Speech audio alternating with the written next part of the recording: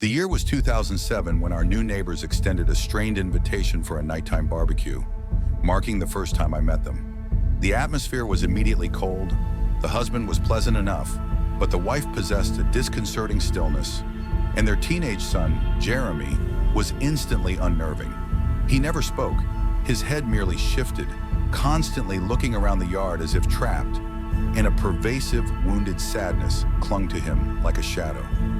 More chillingly, I caught his long, unwavering gaze staring directly at me multiple times, a heavy, silent pressure that raised the hairs on my neck.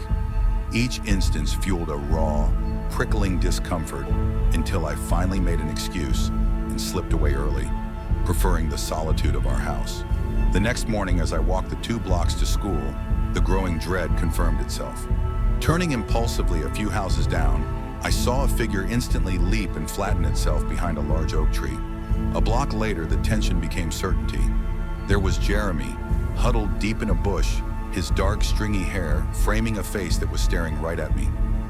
After I raced safely into the school, I told my parents, who spoke to the neighbors. The only excuse offered was a maddeningly vague quote from his parents, that Jeremy was not like the other kids.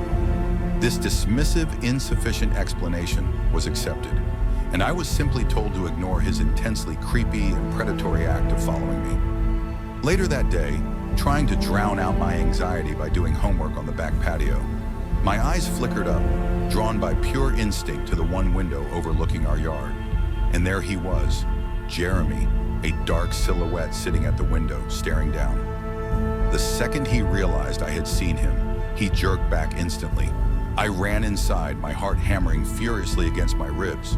But my parents, once again quoting the same empty phrase, failed to grasp the magnitude of the threat. The suffocating dread culminated later that night. After texting friends, I finally put my phone down to sleep when a faint metallic click, unnervingly close, jolted me awake. Before I could move, the terrifying sound of my bedroom window suddenly sliding open split the silence. I screamed, a raw sound of sheer terror, pressing my back against the wall in paralyzing shock as a shadow began to climb through the sash. My parents came rushing in, their footsteps frantic, and when the lights flipped on, they revealed Jeremy, frozen halfway through the window, clutching a large kitchen knife in his hand. Everyone screamed, including my father, who lunged, ripping me out of the room. Hysterical, the 4 of us rushed to the neighbor's house for help. Jeremy's father quickly took charge, found his son in our living room, snatched the weapon, and violently dragged Jeremy out of the house. My father, consumed by absolute fury, stayed outside, screaming promises of retribution at the man next door, before finally returning inside to call the police and demand a restraining order. He swore the neighbors a living hell if they were not moved out by the next week. The police arrived, and Jeremy was taken away, presumably to a specialized facility. A week later, he was gone, and though we never learned his ultimate fate, the oppressive threat vanished. The incident, however, never truly left.